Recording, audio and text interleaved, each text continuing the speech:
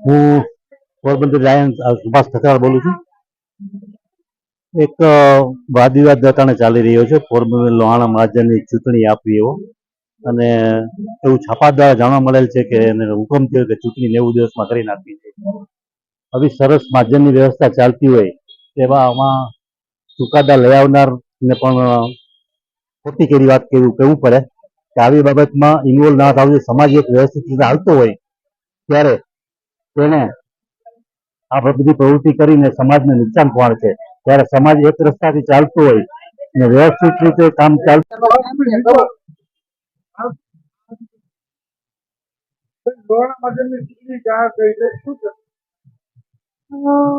Doctor ચેતના રૂપારેલ તિવારી, જે આ લોહાણા મહાજનની ચૂંટણી જાહેર થઈ છે તે મારા માનવા મુજબ જે સમાજ હોય એમાં બહુ સરસ રીતે શાસન ચાલતું હોય અને ઘણો બધો વિકાસ થયો હોય અને આખી નાતના છેવાડાના લોકો સંતુષ્ટ હોય તો પછી ચૂંટણી કરીને ભાગલા પાડવાનો આશ્રય કહેવાય.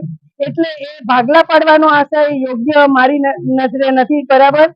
જો ચૂંટણી વગર એટલું સરસ રીતે જે સમાજનું ભલું થઈ શકતું હોય તો પછી ચૂંટણી લાવવાનું કામ ના હોય. ચૂંટણી ક્યારે લઈ આવાય કે બે પક્ષ સામા હોય ને એકને પોતાનો હેતુસર કરવો હોય ને નાના નબળાને એક સમાજ બાજુ ફેંકી દેવા હોય તો.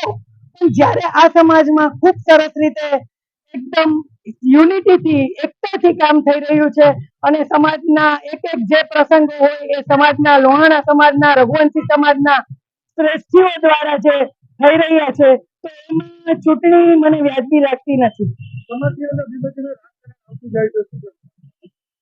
સમાજમાં રાજકારણ આવે એ યોગ્ય નથી, કારણ કે જે રાજકારણ લઈ આવતા હોય એમાં એને પોતાનો હેતુસર કરવો હોય, જ્યારે એમને એમ ચાલતું હોય સમાજનું કામ સરળ રીતે સુયોગ્ય રીતે ચાલતું હોય તો એમાં રાજકારણ ન આવવું જોઈએ. પોરબંદર લોહાણા મહાજનમાં છેલ્લા થોડા દિવસો થયા નવી ચળવળ ઉભી થઈ છે. ચૂંટણીની પ્રક્રિયા એ કાયદાકીય ગૂંચવણને ધ્યાને રાખી ચૂંટણી પ્રક્રિયા આવી રહી છે. તો હું માનું છું ત્યાં સુધી કે પોરબંદર લોહાણા સમાજ બહુ સારી રીતના ચાલે છે અને ઘણા વર્ષોથી આપણે મૈત્રી ભાવથી આ ચલાવી રહ્યા છીએ. ત્યારે આવી ચૂંટણીની કોઈ આવશ્યકતા છે નહીં મારી દ્રષ્ટિએ. અને ક્યારેય ચૂંટણી છે એ બે ભાગમાં વેચી દે છે દરેક સમાજને. અને જ્યારે સમાજ સારી એવી પ્રગતિ કરી રહ્યો છે તો જે કરીને આજે આપણે જોયું કે થોડા સમય પહેલા જ આપણે અહીંયા પોરબંદર લોહાણા મહાજનની મુલાકાત જીતુભાઈ લાલ, ભાઈ પરિમલભાઈ નથવાણી જેવા લોકોએ પોરબંદર લોહાણા મહાજનની મુલાકાત લીધી છે. ત્યારે પોરબંદર લોહાણા મહાજન કઈક પ્રગતિ કરી શકે એમ છે અને પોરબંદર લોહાણા મહાજન છે એના કરતા ઘણી સારી પ્રગતિ કરી શકે એમ છે. તો દરેક સમાજની અંદર ક્યારેય પણ સંગઠિત હશે તો જ કંઈક પ્રગતિ થશે અને રાજકીય કંઈક વજૂદ ઊભું થશે આપણું. આ સંગઠન બહુ સારી રીતના ચાલી રહ્યું છે અને એને મજબૂત કરવાના પ્રયાસો કરીએ બધા સાથે મળીને. જે કોઈને પણ તકલીફ છે સામે આવીને કહી અને આની જે કોઈ પણ પરિસ્થિતિ છે એને આપણે ઉકેલી તો જ શકશું કે બધા સાથે બેસશું અને બધાએ સાથે મળીને અને જે કોઈ ઉકેલ કાઢવો જોઈએ. દરેક વડીલોને મારી નમ્ર વિનંતી છે કે આપ હવે આગળ આવો અને સમાજને વિખેરતો અટકાવો અને સમાજ માટે થઈને કંઈક કરવાની તમારી જે ભાવના છે, તમારી ફરજ છે એને તમે અદા કરો. મહેરબાની કરીને દરેક લોહાણા સમાજને મારી નમ્ર વિનંતી. હું નલિનભાઈ રસિકભાઈ કાનાણી, પોરબંદર લોહાણા મહાજનમાં છેલ્લા થોડાક સમયથી અમુક મિત્રો દ્વારા ચૂંટણીની માંગણી કરવામાં આવી. એના અનુસંધાને આપણે જો માહિતી જાણીએ વિશેષમાં તો છેલ્લા 40 વર્ષમાં એમનું જ કહેવું એમ છે કે ચૂંટણી કરવામાં નથી આવી. તો ચૂંટણી 40 વર્ષમાં કોઈને જરૂરી ન જણાય હોય એનું કારણ એ જ હોય કે લોહાણા સમાજ છે એ જ્ઞાતિનું સંગઠન છે. જ્ઞાતિના સંગઠનમાં સર્વે મિત્રોએ, સર્વે જ્ઞાતિજનોએ સાથે રહીને સંપૂર્ણ એકસૂત્રતા જાળવીને જ્ઞાતિના વિકાસ માટેના કાર્યો કરવાના હોય છે. જ્ઞાતિના વિકાસના કાર્યોમાં જો ચૂંટણી આવે તો સ્વાભાવિક છે કે બે વિભાગ થઈ જાય. ઇલેક્શન આવે ત્યાં ડિવિઝન આવે અને એને કારણે ભવિષ્યમાં ગ્રુપિઝમ થાય, ભેદભાવ રહે અને એકબીજાના પૂર્વગ્રહથી જ્ઞાતિના વિકાસના કાર્યોને નડતર થાય.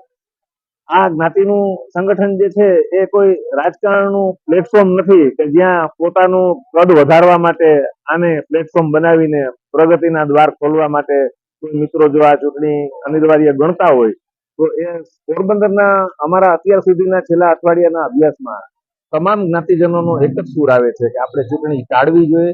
ચૂંટણી જરૂરી નથી, ચૂંટણી બંધારણમાં જોગવાઈ રાખવામાં આવેલી હોય એ સ્વાભાવિક છે કે દરેક સંગઠનમાં ચૂંટણીની જોગવાઈ હોય, પણ એ જોગવાઈ જ્યાં સુધી જરૂર ના હોય, 99% લોકોને અત્યારે ચૂંટણીની જરૂર ન લાગતી હોય તો કોઈ 1% મિત્રને ક્યારેય ચૂંટણીની જરૂર હોય તો એને સાથે રાખીને સમજાવટથી અથવા તો સામ દામ દંડ ભેદની નીતિ અપનાવીને જ્ઞાતિના વિકાસ માટે છેલ્લા 40 વર્ષ પછી જ્ઞાતિની જે મહાજનવાડીઓ જે છે એનું ખૂબ જ સંપૂર્ણપણે રિનોવેશન થયું છે, અદ્યતન સુવિધા ઊભી કરી છે. એ સિવાય પણ જ્ઞાતિના ઉત્કર્ષના ઘણા બધા કાર્યો થઈ રહ્યા છે. આ કાર્યોને આગળ વધારવા માટે બધાએ સાથે મળી અને નાનામાં નાના જ્ઞાતિજનોને, લોહાણા જ્ઞાતિનો નાનામાં નાનો માણસને જ્ઞાતિના લાભ મળે, એની પ્રગતિ થાય, શિક્ષણ છે, આરોગ્ય છે અને રાશન ને એવી ઘણી બધી સુવિધાઓ મહાજન પૂરી પાડે છે. ત્યારે એમાં આપણે બધાએ સાથે મળીને આ યજ્ઞને આગળ વધારવો જોઈએ. એમાં હવનમાં હાડકા નાખવાની પ્રવૃત્તિ કરવામાં આવી રહી હોય તો એને નકારી કાઢવી જોઈએ અને આપણે બધાએ સાથે મળીને આ કાર્યને એક સૂત્રતાથી લોહાણા મહાજનનું સંચાલન થઈ રહ્યું છે એમાં સાથ અને સહકાર આપવો એવી અમારી સૌની લાગણી છે. આભાર.